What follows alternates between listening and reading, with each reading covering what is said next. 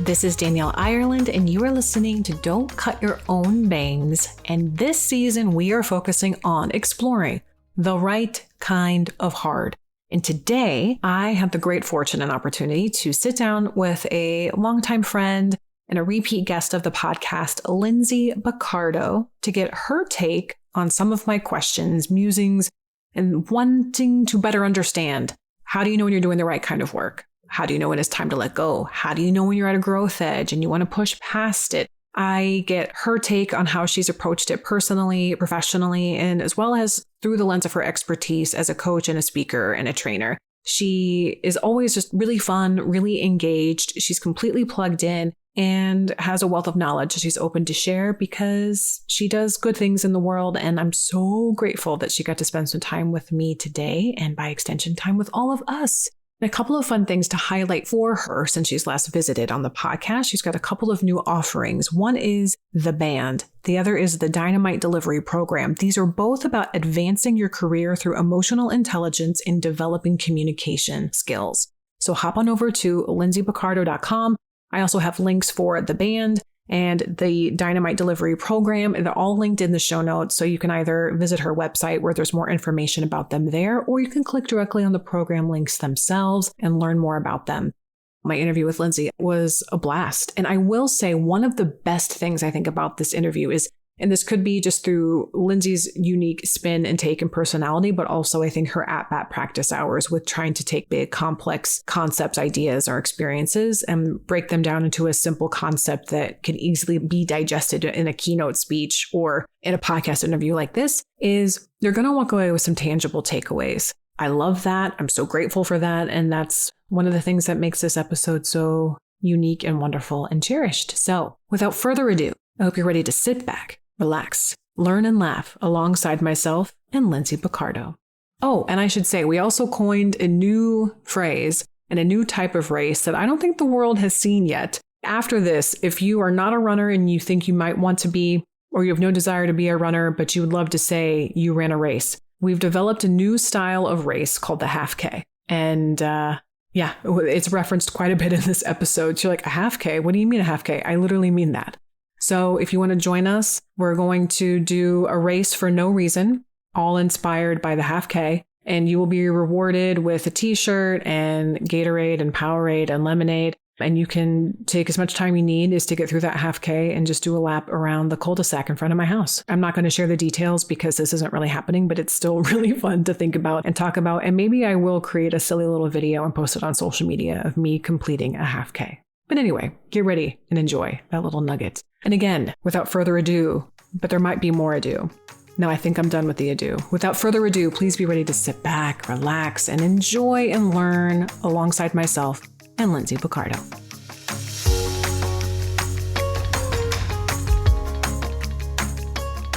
Lindsay B.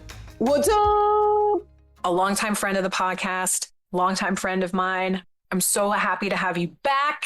Not only because it's always fun to catch up with you, but when there's a microphone in front of my face, it adds a certain oomph to the conversation. And you are, musician, speaker. And I think there's also something that happens to you when a mic is in front of your face. So it's just like, we're going to crank our normal conversation up to 11 and funnel it through the filter of the right kind of hard. I'm going to pick your brain and I want to hear what you have to say. And it's going to be a lot of fun. That's great. I'm here for it. I'm excited. Let's do it. So just to create a little bit of context for, because there's a lot of different interpretations and ways we could take the conversation of what is the right kind of hard. So some context is that vernacular of doing the work or I'm working really hard comes up in therapy sessions a lot. Or I'll hear people even like very superficially through social media and things like that say like, I've done the work or I'm doing the work or,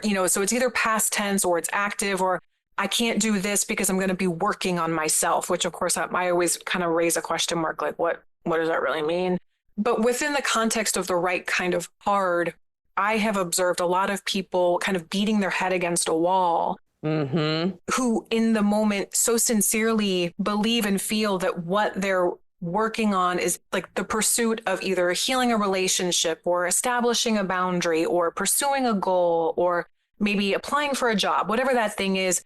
And sometimes we don't know in real time what is the right kind of hard. Mm-hmm. What is this other stuff? So I want to talk to you more about what is hitting a dead end versus maybe hitting a growth edge. Because you also, I mean, I know that you're a full-time speaker and trainer, but you also worked with individuals. You were a coach for individuals, for anyone who maybe hasn't listened to our previous episodes. So the difference between hitting a dead end versus a growth edge, like, oh, this is uncomfortable, I need to push through. Yes. Or this is a hard stop and I need to pivot or I need to make a shift. And then the other lens that I was interested in is forcing something or someone to be what it is or who they are not versus creating the change we want to see. Yeah. Yeah. So, I mean, I know that was a big old dump, but anywhere you dump of information, let me be real clear. That was a really... We are doing this live from the toilet.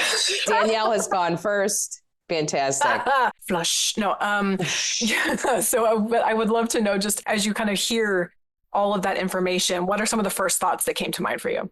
Oh man, doing the work is so tricky. And I think it's awesome that you're talking about it because it's very much out there right now in conversations, on podcasts, on Instagram, like, are you doing the work? And no one's work looks the same as the next person's. So I think the first thing that I've learned as a coach, helping people set goals or run after their dreams, is that if it's not original to you and it doesn't make sense in the context of your life, and you're chasing whatever that thing is for reasons that matter to you, if that's not happening, you're going to lose steam really quick. And sometimes the reason that people say they're doing the work is to alleviate suffering and pain in their life. And I think that's really important. I've done a lot of therapeutic work for myself as a step parent, stepping into a parenting role.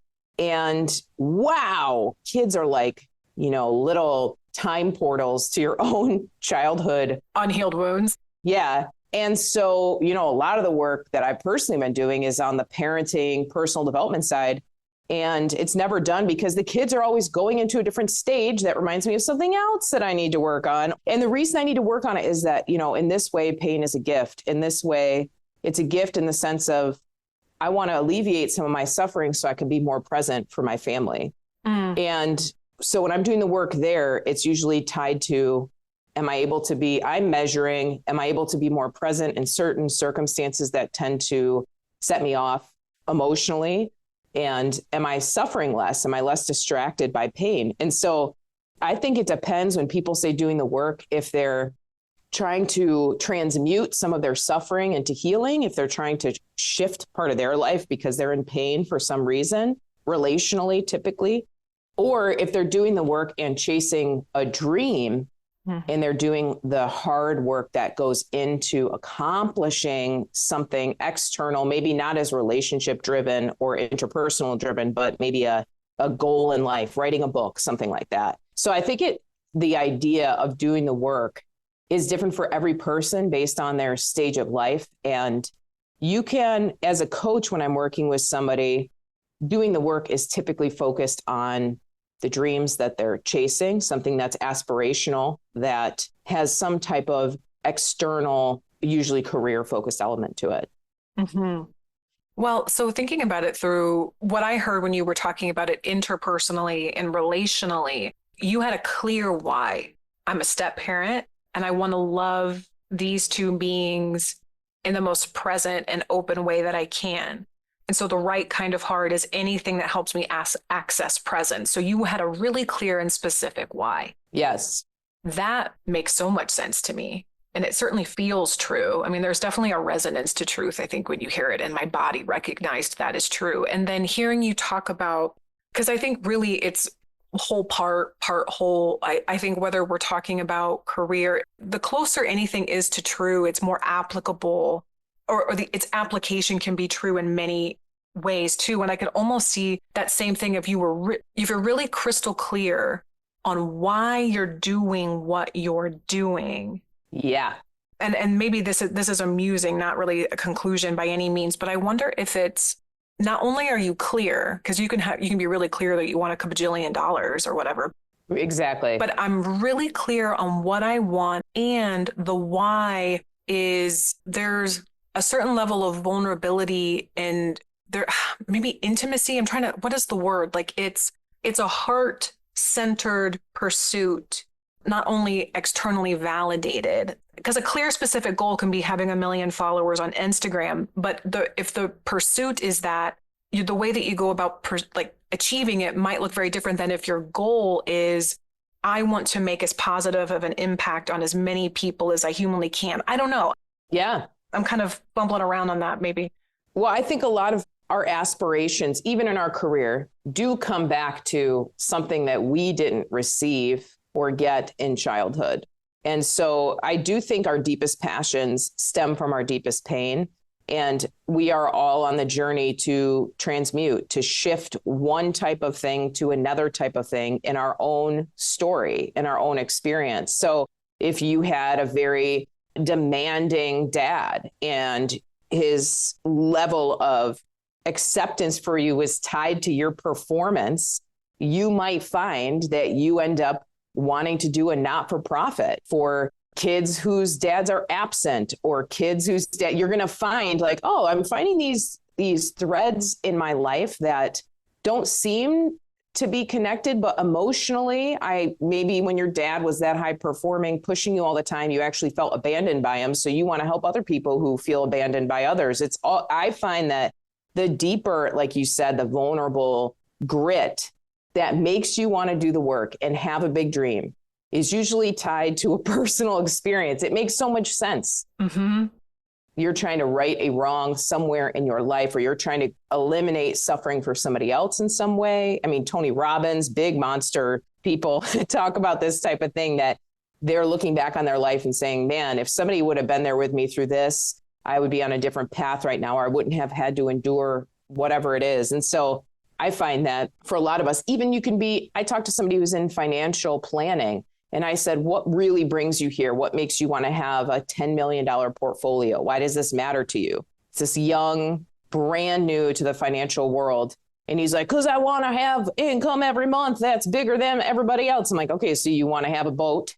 That's cool. You want to have a house? Fantastic. But what is really driving you? Because this is not enough, the external validation. And then out of nowhere, he says, well, when I was growing up, my dad passed away in an accident, and he didn't have a life insurance policy. He didn't have a financial plan. And my family grew up in poverty and had to depend on our small town neighbors to help us scrape together a life.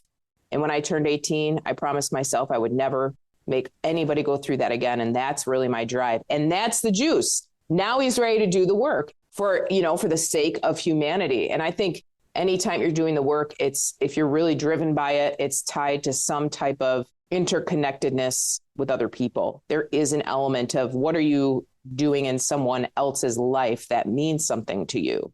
So it is deeper. There is a tender, vulnerable element to it that creates that drive. $1 million a year for $1 million a year's sake. Mm-hmm. And anybody will tell you this who's made $1 million. It's vapid. You do it, and then you're like, now am I doing 5 million? Well, because our egos are all hungry little hippos. There's never enough marbles. It's just gobble, gobble, mm-hmm. gobble, gobble, gobble, gobble, gobble, because the goalpost will move and the benchmark will move. And then you move into a new tier, a new peer group, and you recognize you're doing that sort of lateral scan of who's above and who's below, as like that egoic self would do.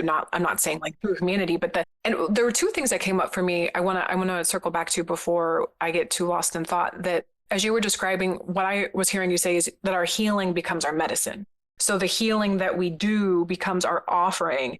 And that if you have done, let's say, to kind of bring it back to the air quote context of the work, if you've done enough work, maybe what you start to recognize is, oh, this thing that I'm offering is really what I wish I could have offered me 10 years ago, or that was the track I was on that I didn't see.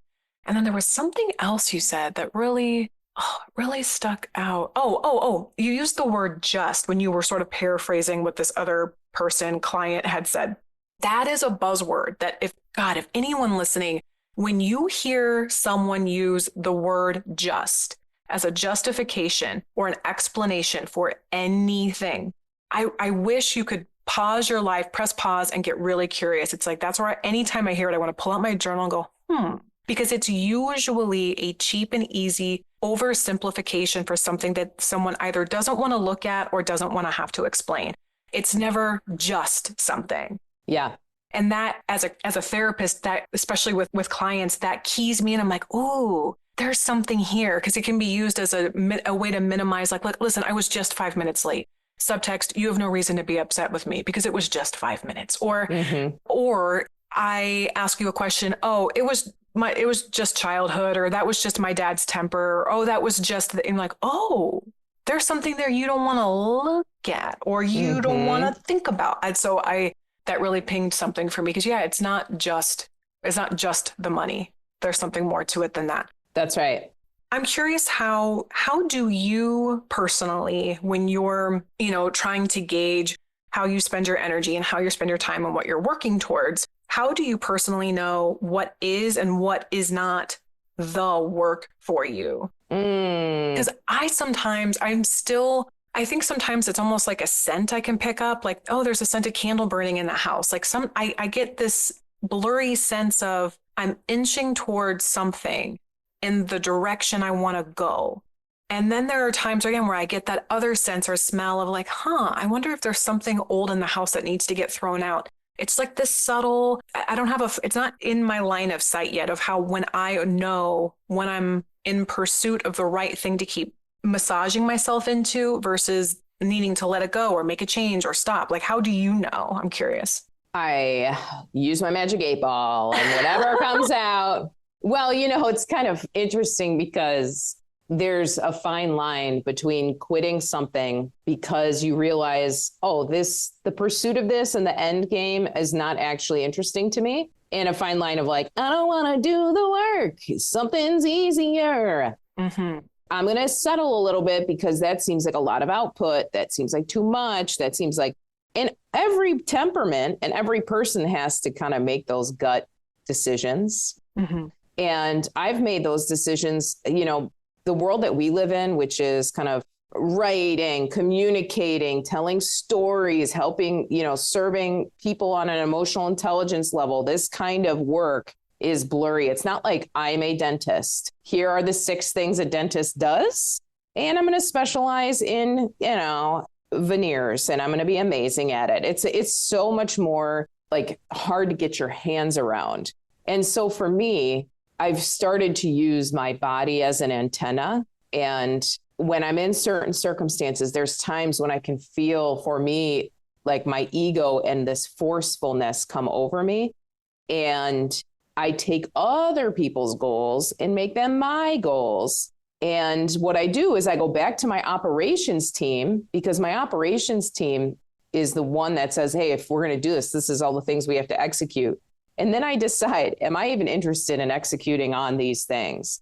And so it'd be the same. Let's make it really like, say all my friends start running and they're like, come do the Indy Marathon with us. It's going to be amazing. And I'm like, I don't want to miss out. I want to be with my friends. I have a high value of being with my friends. And then they're like, great, we're going to send you the training schedule. And then I see the training schedule and I'm like, I forgot how far 26 point whatever miles is. Like, I have to run every other day for 6 months. So sometimes I find that doing the work means calculating what is the work before I begin. And then I can if I'm not going to enjoy the journey, I could give 2 rats about the outcome. And maybe that's a little hedonistic, maybe that's whatever, but that's how I'm wired. So it's like, if I'm not going to enjoy the journey to this next stage, if the journey isn't going to help me grow, if the steps to get to wherever I want to go don't compel me, I'm just not going to aim at that thing. Well, I mean, this is not, another example where the truth that you just spoke in this specific experience, it can also be presented in diet culture. It's so evident that unless you make a lifestyle shift, whatever you do to lose the weight will not be sustained or maintained if you aren't truly committed to what you're doing along the journey. So yes. Yeah, the process, which is often why I get really circumspect and very suspicious in too quick and easy or cleverly presented before and after stories where like, my life was in shambles and then blah, blah, blah, swivel of the chair and then like everything is perfect. And it just doesn't feel true. And I love that you talked about you trust how your body responds, because I think that's a big, big, big filter for me too. Yeah. And I don't always know, or I guess what I've given myself permission to do is not always need to know exactly what the alarm bell is telling me. Sometimes a smoke detector goes off and it's because the battery's low. Sometimes a smoke detector goes off because there's a fire. Sometimes it's because you burnt bacon. Like I don't always know what the alarms are signaling, but I have gotten to a place in my life, thankfully, where I can trust that there is a signal going off. Yes, totally. If I can't in real time or can't in the moment, finding an opportunity to sit with, I was having this feeling and this is where I was. I wonder what I was responding to.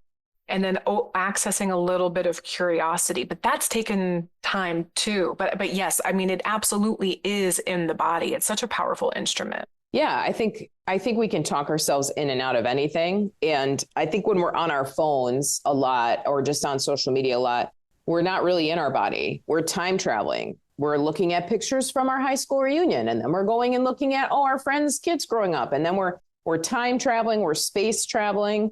And we're not really even tuned into like, what the heck am I actually doing in this moment? Mm-hmm. I've started to translate my screen time, thing that comes up at the end of every week to like time travel time. This is how much time I was out of my body, not really here, not really able to do the work or make decisions that matter to me because I was you ever feel like fractured after being on social media too much? And so that's been something, tuning into our body. And the other piece of doing the work too is when I see somebody doing the work that I admire, there's a guy like running across the country right now, trying to beat the world record. Cool, man. When I go to trainings for speakers and go into environments where there's a bunch of speakers and they're saying, you can make this much money a year, blah, blah, blah. I always ask myself, what is the story underneath this? What is this person really all about? And it depends on the scenario, but you can if you just pause and listen to what somebody's saying, you'll start to notice, oh, they really care about doing this quickly, or they really care about doing this the right way, or they really care about doing this sustainably. And so even understanding when you watch somebody else and you feel a little jealous or a little bit like when I feel a little bit like, oh, I could be doing that. Why not me? And I'll start to pay attention to what is this person's primary driver behind this accomplishment. It's to be able to say I did it quickly. And then I ask, does that even matter to me? Does going quick, is that a good thing? What am I all about? And so it is, whenever you're doing the hard work, to the degree that you know yourself and the way that you want to journey, that's how you can decide how to get from point A to point B. But most of our life is the journey. I mean, every movie you love, every hero's journey, Joseph Campbell's work on the hero's journey, most of the time you're like uncomfortable and you're not at the beginning of the story or the end of the story. It's somewhere in between. Like Simba is having a hard time pretty much after the first scene that he's held up and all is well with the world. Very quickly things crap out and they don't return to normal until minute 82 of the 84-minute movie. Right. He's an orphan most of the movie. Yeah, he's an orphan being raised by a warthog and a little, what is this? Oh, meerkat. A meerkat and a warthog. Yeah. So it's like most of the time you're following around a meerkat in the desert eating grubs. And I think sometimes just understanding, will I enjoy this journey? Will I enjoy the work along the way is most of the process. You were going to say something though about this idea of the journey. No, I love the example you gave of the marathon because I don't enjoy running. And one of the things I told myself when I was, I think 6 or 7 months pregnant was that I don't know if I said I would run like a 5K or a 10K or a half K or I don't know, a half K, half a down kilometer. The driveway. Here we go around the cul-de-sac. Half K. Ooh, I need some Gatorade. Oh my God, I should have my kids set up a Gatorade booth for me in the cul-de-sac and just. I'll do it with you. We'll run a half K. I would commit to that actually, because that would be entertaining as hell. But no, but I did it mostly because what I wanted to do was overcome the story that I tell myself about like, I'm not a runner. That's a story. I'm not a runner. Well, and what's funny is I set this goal and I'm going to commit to some degree of it, but that shows how invested in it that I'm very unspecific about what I'm actually going to do. I'll do something here and there somewhere. Who's to say? We'll just say. But yeah, I think I said I was going to do a 10K, and a bunch of people who ran this particular like 10K, it's like a mud run or something. They all kind of like the wise oaks in the narrative, going back to the archetypes in Joseph Campbell's hero's journey, like the wise old grandmas come out and they're like, are you sure you want to do this? It's very treacherous. And I'm like, maybe I don't. Like, I'm not the Moana. I'm like in my running journey. I'm like, you know what? Maybe I'll do the 5K. But all that to say is like, it really resonated with me. And it's something that it's a strong visual in my mind of like, okay, you look at the running schedule, the training schedule. For as long as a marathon is, you have to run like 10 times that in the training. Yes. To actually accomplish the thing you want to do. That's right. And I love the simplicity, but also the resonance of that is that most of your life is going to be in batting practice before you get between your at-bats and actually having the opportunity to do the thing you want to do, whether that is relationships or whether that is insert anything. And how it makes me think of the language Elizabeth Gilbert uses in Big Magic too. Like which flavor of shit sandwich are you willing to eat? That's exactly what I'm saying. That's it. Mm-hmm. That's good. And that's like, as a speaker and performer, you know, people say, man, you make it look so easy. I'm like, because I ate 20 shit sandwiches. Of course, this looks easy. The final performance doesn't, you know, reveal, of course, like, you make it look natural. I can probably do that. People come up and will say that. I'm like, great, please. Like, you're missing the shit sandwich part of this experience. And I'm so glad that's my job, is for you to not see that part, for it to feel effortless. But effortless is truly, there's a lot of hidden effort behind that. To bring Disney back into the conversation, be our guest. Like, please, just here, take it. That's like when I was like, dude, I could totally write a book. I got to like 5,000 words and I was like, I'm out. That's all I've ever had to say. And writers are like, you got to write every day, like at least 30 minutes. You got to make this like I'm like, I kind of thought I'd write it on a bus in Denver and then kind of wrap it up and send it to Harpo Publishing or something. Not going to happen. Well, and I wonder if too, like thinking about a growth edge or the right kind of hard, or when to sort of let something go, it's also sometimes in the pursuit of doing the thing. It's not that you couldn't do it. You're absolutely capable of doing it. Yeah. But it's truly a matter of desire. That's exactly right. Like the running for me.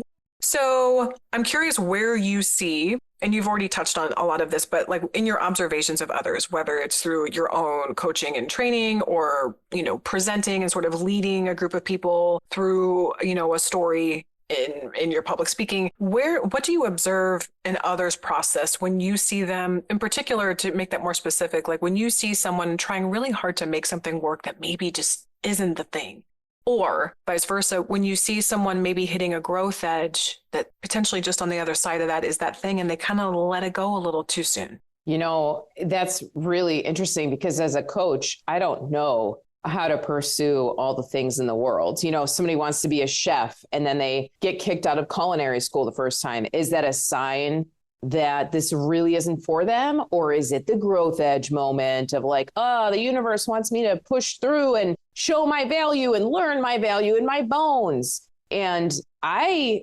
not all knowing. So I never really know. I never know if this is something that somebody is really meant to do and they're kind of shirking back, or if this is, you know, really time to kind of pick a different pursuit. So I don't know. I just make sure when I'm talking to them, I pay very close attention to the language they use and their energy in the conversation. So are they feeling like just discouraged and they're freaking tired and they feel confused? I will say most people confuse lack of clarity with impossibility.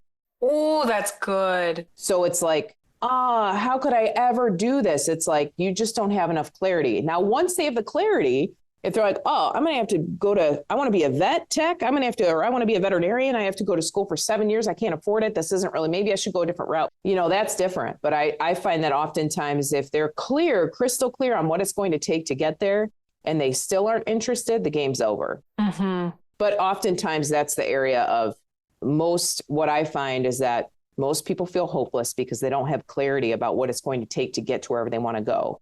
You know, if you were to look at, not to bring Taylor Swift into this, but here we go. Taylor Swift, this unbelievable performer, business mogul. She's just, I mean, she is 2023. She was like person of the year for a reason. Yeah. If you start to go back to the beginning of her career and you see all the strategic steps her whole family, including her father, took to even position her to where she is today. As soon as I actually read all that it took, I was like, yeah, I don't want to be Taylor Swift. Like, yeah, that's it. I mean, I was still thinking about it, but that was the tipping point. You know, you're 20 years in the making to get to this high pinnacle moment. And so it's easy to look back and see those steps, but when you're looking forward and you don't know, how am I going to do this or how will I get there? That's when we lose hope. Yeah. It makes me think a lot about self-doubt. Because one of the things it's not really a question, it's more of a concept or proposition. It's like generally when we're faced with doubt, another way to talk, confusion or lack of clarity, when we're doubting ourselves, it's either usually a lack of information, a lack of support. So maybe we know what we need to do, but we're just so scared to do it alone. That's right. Or afraid who we may lose in the process of the pursuit. But it's usually either lack of information, lack of support, or doubting our ability. And so which can be more of an emotional thing. Like, I know what I need to know to do the thing. And I know that people in my life will support me, but I still just don't think I'm capable, which again, that can be a whole other thing. But to your point, I think that really resonates as true. It's like you have the information, you know what you need to know. And let's assume all of those things are eliminated. You have a supportive, either you have supportive relationships, you know what needs to take place. And you know that you're capable of doing it. And then you just still decide, I just don't want to. That's when you take your ultra marathon and turn it into a half K. That's right. And we still party. Right. We're still going to have fun. Yeah. That is really, really, that's juicy. That's helpful. Really, really helpful. Yeah. That's super, super good. Okay. Next layer that I would love to take this. I'm also starting to explore, and I know you're big on this because you're really good at recognizing, or at least I've heard you share over the years, how you recognize how you need to recover and how you need to repair after, a big output of energy. Yes. And so in terms of doing the work, or again, air quotes of the work, where do you see the value of taking a passive and an active role in the process of the work? So I think of it kind of like there's like the flexion and then there's contraction and then the stretching, and even seasons, like creatively. Yes. If I'm thinking about it specifically through a creative lens, maybe not so much with relationships, although still too with relationships, there have been seasons where I, like spring or like summer, I'm putting a lot of seeds in the ground and a lot of things are sprouting and I'm getting a lot of momentum and a lot of juice. And it's just a lot of output. And it feels so good. And then I go through a season that's more like a hibernation or a quieting where I'm not actively making something. And I think that's when I get in my head the most because of all sorts of factors and internal family systems, et cetera, et cetera. But I also am starting to recognize the calm before the activity or the potential mislabeled procrastination before launching something, that I'm starting to see that and recognize that as a part of my process. And I want to know where you see more of that passive active role in yours. Oh my gosh, that's so good. And this is like the high achievement curse for sure. I remember I first learned this when I was like 15 years old. Okay. So I'm taking drum lessons. I'm trying to figure out this freaking drum beat and the fill that goes right after the drum beat into the chorus.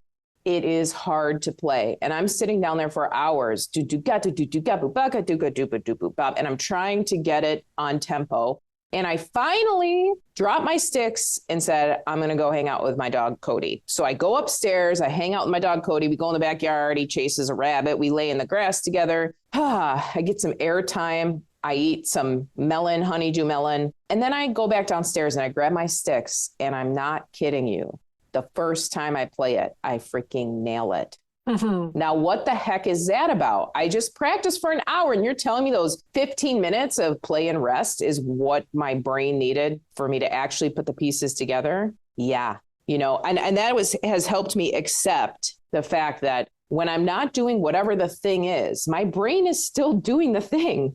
there is a part of my brain that's still doing it. And, right now when I look out, and we talk about this a lot, what gives me permission to rest is actually nature has taught me more about rest than anything, that the seasons that we go through, winter is dead, cold, still, no leaves, nothing. And then spring just bursts with vibrant color, and summer it holds. And then the leaves return to earth and they kind of, okay, we're going to take a break. And the brilliance of color and magic of the fall is fantastic. But there is a cycle that we are natural beings. We look out in nature. There is a natural cycle to life that without, you don't get the beauty. You don't get the richness of life comes with these cycles. And so I've seen it in my personal life as a kiddo. I've seen it out in nature. And certainly as an adult, there have been a few times where I was like, screw that. I'm going to just push. I'm a machine. And then I have to go to the doctor because I'm like, I'm really tired. And it ends up being, I've created a medical problem for myself because I haven't listened to those cycles. And I'm on a bunch of supplements. I have to go get my blood. I just got my blood taken yesterday because it's like, are we dipping back into this, Linz? Your body's trying to tell you something. So I've experienced it viscerally in all different areas of my life.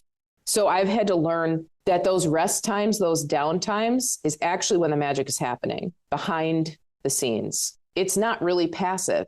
It's I give up the steering wheel to let my nervous system, my brain, all the systems that have to actually make this happen, they need their own time where I'm not bossing them around. And I don't see rest as passive. I see it now as part of the cycle to get to wherever I want to go. Mm-hmm. Yeah. I think about, there's a specific client that's coming to mind for me right now. And I remember they were talking about a dating relationship. They were going through a series of online dates, or not online dates, but they, meeting people and connecting with new people through online dating. And there was, after a handful of dates, it ended. And the language the other person used was, I'm still working on myself. And, language I'm sure we've all heard and we're familiar with. I remember her experience. What came up for me too, and part of the reason why I'm connecting with this, there's something about allowing even the passive part is an active part. Mm-hmm. Like thinking about planting a seed. The activity is planting the seed. And even though my hands aren't in the dirt making the seed grow, there is so much actively happening with the seed. That's right. What beyond my control. And that was a big part of what my client was trying to discern, which was what was true about what they were saying versus what felt true for her and what didn't. And ultimately, what she came to was that I don't want to work as hard as I may have to contort myself to be okay with what this person is willing or unwilling to give. And so the right kind of hard for her was to not conform or contort or shrink or pretend to be okay, and let that person's story be their story, and then let her truth be her truth, and not move on, and just move on. But it was sort of like, okay, that's true for you. Or I'm going to let that be true for you, even if it kind of smells a little bit like bullshit. Yeah. Because I do believe in the bullshit detector. It's like, once you get a big whiff of it, you kind of can't unsmell it. You're like, oh, there's a little bit of, there's a smell in the air. Yeah. But it's like, it helps me understand what I'm labeling right now as the passive part. Just, there was something about the way something you said really clicked something else into place for me, that the passive part is an incredibly active part. It's just not the one doing the action, maybe isn't me. Yes. That's good. That's good. Think about all the things that your body does without you thinking about it. Breathing and heart beating. 100%. Your body is like super intelligent beyond me and you reading a book and then writing a paper about it. It's doing work behind the scenes all freaking day, monitoring your glucose. I mean, think about every single little thing that you eat. Your body knows what it is, what it's made out of, and where to put it. Mm-hmm. It is brilliant without our input. And so I'm learning to trust that in our life too, that things are happening under the surface. Most things are happening under the surface, and I can trust that. And there is more happening than what you and I can even speak to. Even in relationships, there's, when you're like, why was I drawn to that person? Looking back, well, there was a lot happening under the surface, that brought you to this person, that brought you through this experience. And maybe you're able to access some of that. Maybe you're not. But we're very complex beings. And I want to leave more space to let that part of me get some airtime and not be driving and pushing and forcing and trying to get everybody to think of it my way or do it my way or see it my way. Yeah. That's, God, there was something else that Wayne Dyer was interviewing a playwright. I don't remember the playwright he was interviewing, but he was talking to a playwright. He asked him a question about like, are you working on a new play? And the writer said, I don't know, but I probably am. Yeah, that's it. That feels like the tagline for that, whatever that actively doing process is. Like, yeah, I probably am, because there's probably a whole host of things happening behind the scenes beyond my conscious awareness that I haven't been able to grasp until now. And the egoic, impatient part of me, when I'm in a present time decision and I want to know the future, it's like what helps me really trust more than anything is a perspective on my own lived experience, more so than anything I conceptualize. And looking to nature as a reference is fabulous, because it also, like, thinking about, like, we're lucky enough to live in a part of the world that has, the 4 seasons, as we think about like the transitioning seasons, but even like more tropical climates, the monsoon season, I think, being pregnant and having a child is more like a tropical climate season, where it's like you're like, and it's a tsunami. And there's more of everything. And more. There's just more rain and more wet and more rain. And like, they don't hibernate, but what can you do in the downpour? You just have to kind of let that shit rain all over you, and you're soaked to your bones. And then from that completely soaked, saturated, and flooded earth, these beautiful, tropical, more diverse than we can possibly imagine creatures spring forth. So yeah, nature, it's like that'll be a great thing for me to remember too. It's like, even if my head can't conceptualize something, I can look out into the world for examples, and there's plenty. Yes. So, this brings me to landed. We're going to land the plane, and it's going to be fabulous. So there is, I think, the science of the work, and again, using air quotes with the work, and I'm specifically through my lens of, the literature and scholarship and research and the ways that we love to codify and label and diagnose things and prescribe things. Like, there is the science, and the science is helpful and so important. And there are people who really love doing that kind of research. Thank you, Brene Brown, because that's not my personal passion. But there is the science of it and the structure of it that can be so helpful to contextualize things, makes big, complex ideas something we can wrap our heads around. But then there's also the art, or the intangible. Yeah. I'm curious where you see the overlap, or where you're moving through the overlap of understanding the concept of certain aspects of your work, and then also allowing the movement and the art of that individual experience. Yeah. I think that's so smart to think about both parts. So I like to think of, there's a framework that I'm following, and I'm doing it my way. That's the creative, playful part. So if the framework, let's say for some reason we said we do want to run an actual marathon and not a half K, the framework is 3 miles today, 6 miles the next day, 9 miles. And you're like, whatever it is. But then I'm going to do it my way. So I'm going to plan to do those while I'm listening to my favorite comedians. I'm going to make sure I have friends that I'm running with. I'm doing it my way. I'm bringing in the art. And you really do need both. And I do think this is why most of our things we aspire to do fails, because we either don't have a framework, or we haven't folded in the creative, deeply creative part of us that wants to do it our own way. It's so human. And you'll see like a lot of productivity, quote, air quote, apps or goal setting or anything like that. There's always a framework and your own personal twist on it. And I think when you can have both of those, like as a speaker, how do you get to bigger stages? How do you write the book that is on the New York Times bestselling list? Well, there is a framework to that. There is an actual way that people do that. It's not completely mysterious, but I'm going to do it my way. And I already know that my way is a slow burn way. I admire musicians who are slow burn. Dave Matthews Band toured for years, and people were taping their concerts and sending the tape across the country. So when their friends heard the music, they could sing along. Like I know that my framework works in my business, but it's also a slow burn. And I'm super happy with that. I don't like a lot of speed. It makes me feel anxious. It feels chaotic. And so that's my little twist on it. And I've got friends who have been in the business half the amount of time that I have been that are making more money and on bigger stages. And I'm like, that's freaking awesome. You're running the same framework at a different speed.